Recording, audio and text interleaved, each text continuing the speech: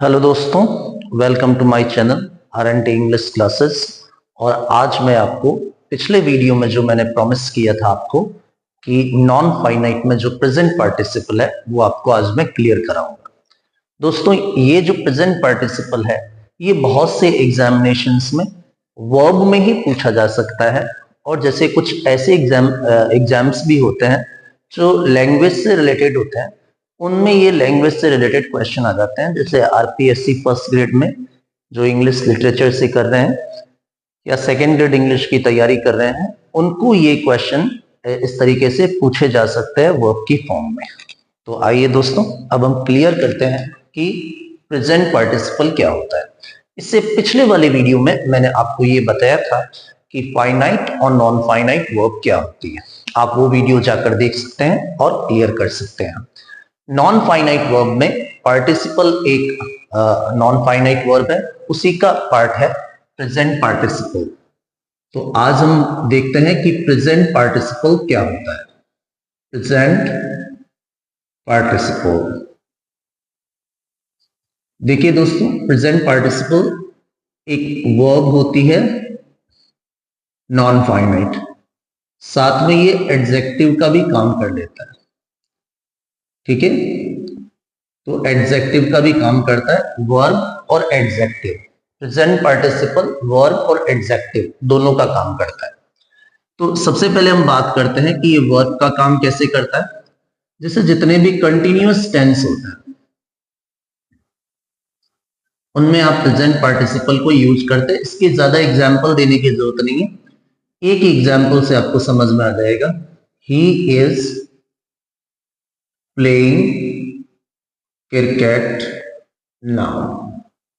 तो इसमें आप ये देखोगे कि ये जो प्लेइंग है, ये वर्ब की आईएनजी फॉर्म जो है, इसी को हम लोग प्रेजेंट पार्टिसिपल बोलते हैं। ये पास्ट कंटिन्यूअस में भी इसी को यही बोलेंगे, और कोई भी कंटिन्यूअस, फ्यूचर कंटिन्यूअस ले लो, परफेक्ट कंटिन्यूअस ले लो, सब में इसको प्रेजेंट पार्टिसिपल ही बोलते हैं। और ये एक नॉन फाइनाइट वर्ब है। ठीक है, दूसरा जो इसका यूज है प्रेजेंट पार्टिसिपल का, इसको आप एडजेक्टिव के तरह यूज कर सकते हैं। ठीक है, एडजेक्टिव की तरह यूज कर सकते हैं, यूज कर सकते हैं। अब ये एडजेक्टिव पहले क्या होता है ये जान लेते हैं। एडजेक्टिव क्या होता है? जो नाउन को क्या करे, मॉडिफाई करे, उसको एडजेक्टिव बोलते हैं। ये नाउन के आगे भी यूज कर सकते हैं, नाउन से अलग भी यूज कर सकते हैं। तो एडजेक्टिव की तरह यूज कर सकते हैं। जैसे इसको फ्रेज में ही, हम सेंटेंस में पढ़ने की जरूरत नहीं है, इनको हम फ्रेजेस में ही जान लेते हैं। एग्जाम्पल के तौर पे, अ स्पीकिंग ट्री, यानी बोलता हुआ वृक्ष। अ dancing doll. Okay, next example है रनिंग टैप्स, बहते हुए नल। उसके अलावा लीकिंग पाइप्स, लीक करते हुए पाइप्स। तो यहां पे जो ट्री, डॉल, टैप्स और पाइप्स, ये सारे तो नाउन वर्ड्स हैं। और ये स्पीकिंग, डांसिंग, रनिंग और लीकिंग, ये इसको मॉडिफाई कर रहे हैं।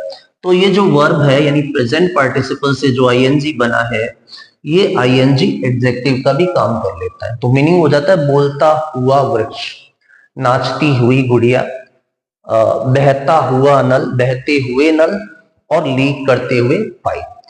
तो दो यूज तो इसके ये हो गए, और भी इसको हम यूज कर सकते हैं अलग अलग जगहों पे। देखते हैं अभी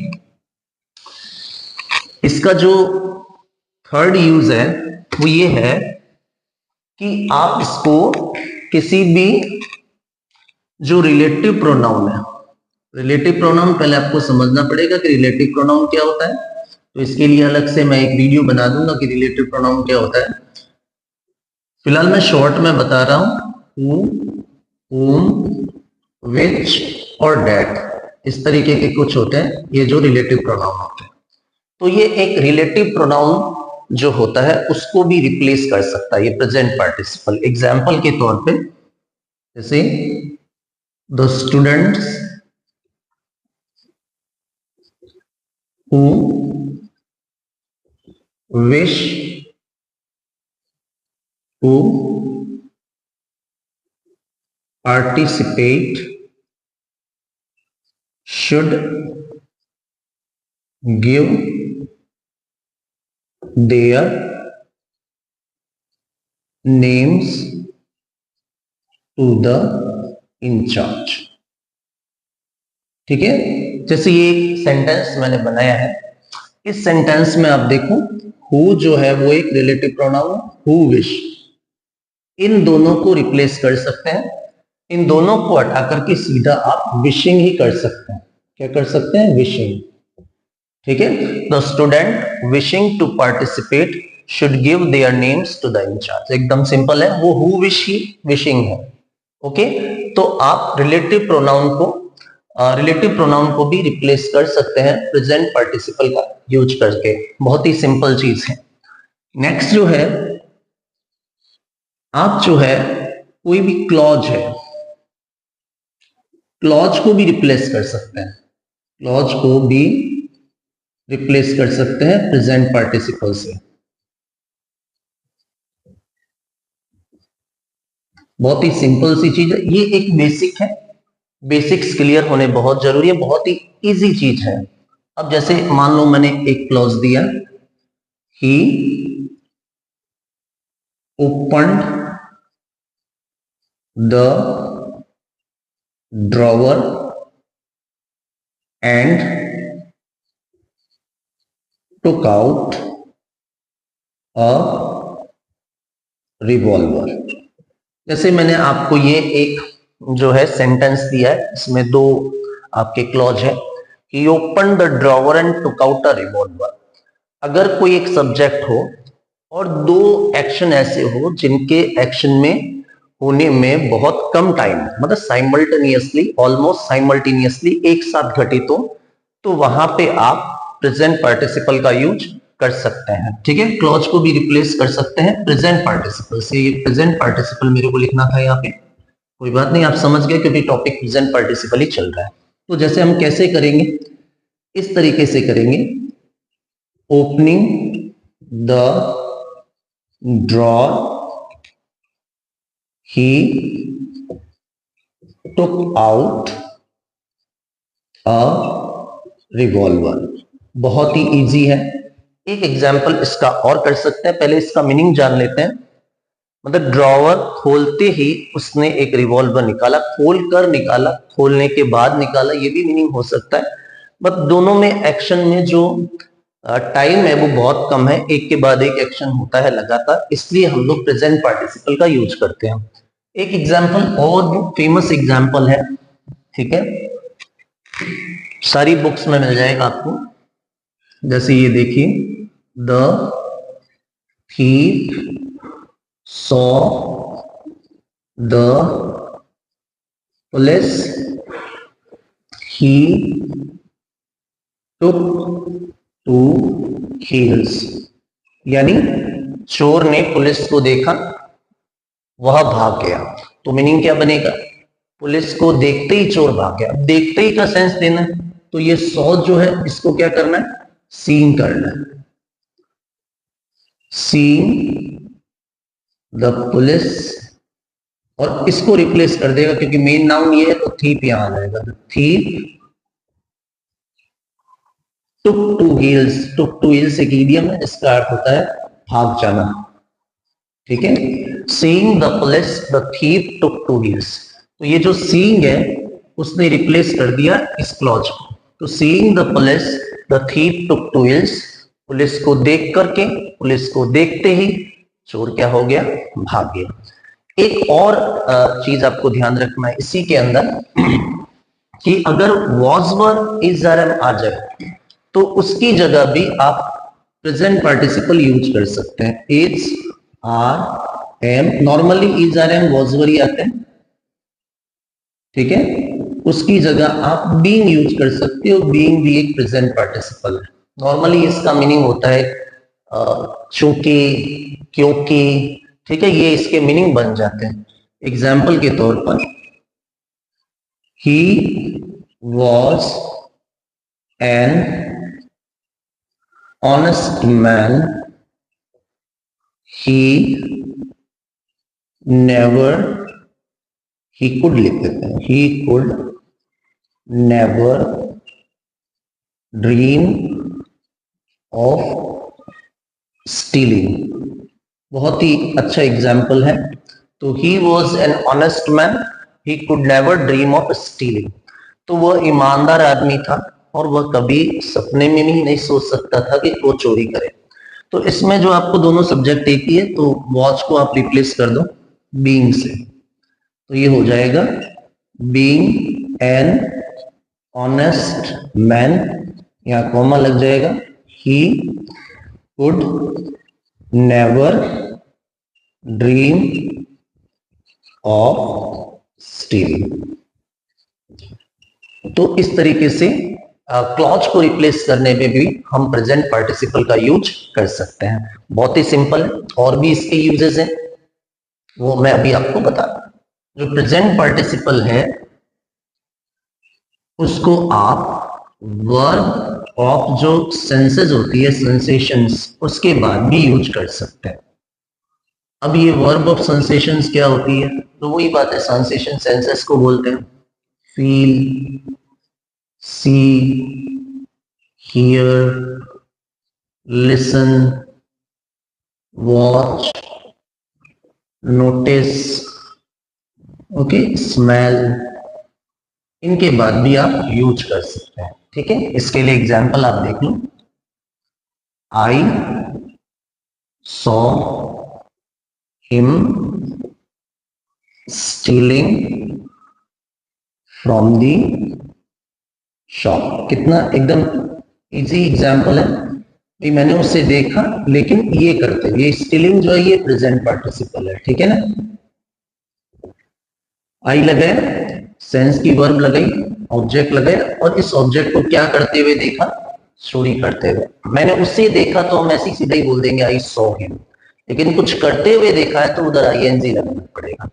आई सॉ हिम स्टीलिंग, चोरी करते हुए देखा। खेलते हुए देखा है तो आई सॉ हिम प्लेइंग, मैंने उसे खेलते हुए देखा। ऐसा भी कर सकते हैं। ठीक है, next example, we heard them laughing. We heard them laughing in the next room. Okay, एकदम सिंपल है। हमने उन्हें हंसते हुए सुना। ठीक है, क्यों? अगले ही कमरे में वो हंस रहे थे, तो हमने उन्हें ये काम करते हुए सुना। मतलब क्या करते हुए? हंसते हुए। अब जोक करते हुए सुना तो वी हर्ड देम जोकिंग, मतलब फन करते हुए, मतलब बातें करते हुए सुना तो वी हर्ड देम टॉकिंग। इस तरीके से यहाँ के बाद ये इस जगह पे जो करते हुए, तो हमने वर्ब ऑफ सेंसेस के बाद भी हम लोग क्या यूज कर सकते हैं? प्रेजेंट पार्टिसिपल यूज कर सकते हैं, यानी ऐसा करते हुए देखा, करते हुए सुना। ठीक है, एक और एग्जाम्पल आप देख सकते हो, she felt the wind blowing on her face। ठीक है, उसने हवा को अपने चेहरे पर बहते हुए महसूस किया। She felt the wind blowing on her face। तो इस तरीके से वर्ब ऑफ सेंसेशन के बाद भी हम लोग जो है प्रेजेंट पार्टिसिपल यूज कर सकते हैं। इसके बाद आपके पास 6 नंबर पॉइंट पे कुछ ऐसी वर्ब भी है जिनका भी आप यूज कर सकते हो प्रेजेंट पार्टिसिपल के साथ। कैच, फाइंड और लीव, इनके बाद भी आप यहां कोई ऑब्जेक्ट लगा दो और ऑब्जेक्ट के बाद आप लगा दो प्रेजेंट पार्टिसिपल। ठीक है, बहुत ही सिंपल है। कैच का मतलब आपको बताइए, पकड़ना। फाइंड का मतलब किसी को फाइंड करना। लीव का मतलब किसी को लीव यानी छोड़ना हो गया। तो एग्जाम्पल के तौर पे, the police caught him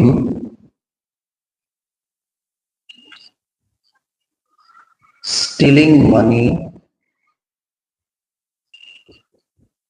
from the wallet. Okay, police ने उसे वॉलेट से पैसे चुराते हुए पकड़ लिया, मतलब रेड हैंडेड पकड़ लिया। तो कैच के बाद क्या करते हुए पकड़ा? स्टीलिंग करते हुए। ठीक है, और फाइंड से भी बना सकते हैं, जैसे I found him sleeping on the sofa. I found him, मैंने उसे पाया, यानी जब मैं उससे मिला तो वह सोफे पे सो रहा था। इसको लिखने का तरीका ये भी है, I found him sleeping on the sofa, यानी मैंने उसे सोफे पे सोता हुआ पाया। ओके, लीव से भी बना सकते हैं, जैसे we left the children playing in the garden. ठीक है, we left the children playing in the garden, हमने बच्चों को बगीचे में खेलते हुए छोड़ दिया। वो खेल रहे थे, हम कहीं इधर उधर आसपास चले गए। We left them playing in the garden. तो यहाँ जो प्लेइंग है इसका मतलब क्या हो गया? खेलते हुए, और ये क्या है?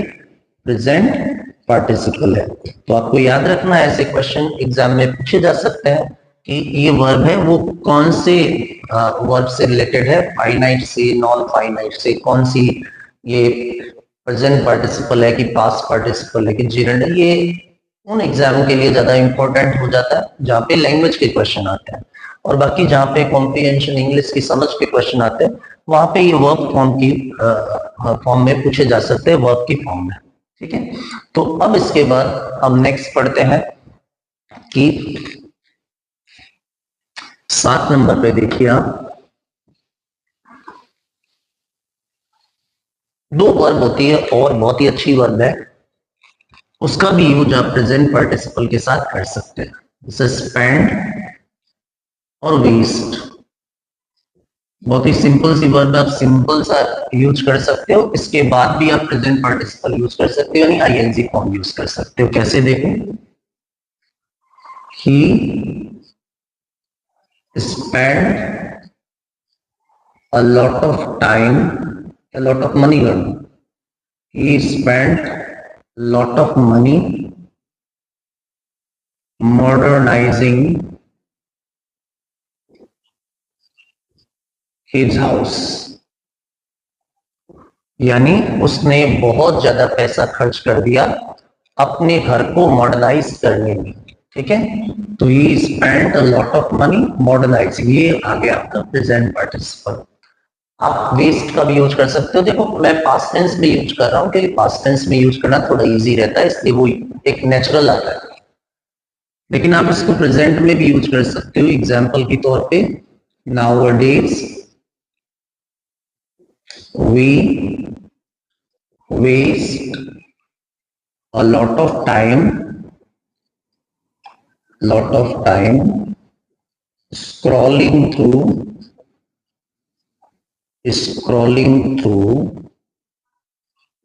Social media. एकदम इजी एग्जांपल है ये, एक प्रेजेंट टेंस का एग्जांपल भी है कि इन दिनों में हम लोग वेस्ट, ये पहले तो अपना देखो, वेस्ट के बाद आईएनजी फॉर्म यूज हुआ है ना, वेस्ट के बाद ये आईएनजी फॉर्म, ये प्रेजेंट पार्टिसिपल है। तो nowadays we waste a lot of time scrolling through social media, यानी इन दिनों में हम सोशल मीडिया पे स्क्रॉल करने में बहुत ज्यादा टाइम बिताते हैं। तो स्पेंड और वेस्ट के बाद भी आप प्रेजेंट पार्टिसिपल का यूज कर सकते हो, ये keep in your mind. Okay, एक और एडजेक्टिव होता है बिजी। तो बिजी के बाद सीधा आप आईएनजी यूज कर सकते हो, यानी जिसको हम बोलते हैं प्रेजेंट पार्टिसिपल।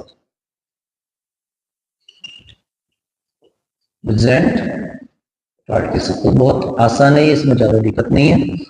एग्जाम्पल के तौर पे, ही इज बिजी, बिजी के बाद सीधा ING, preparing for his exams, यानी वह अपनी एग्जाम की तैयारी में बिजी है। हमें इन लिखने की जरूरत ही नहीं है, सीधा he is busy preparing.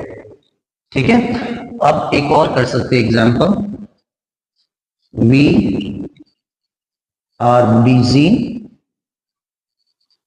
Making arrangements for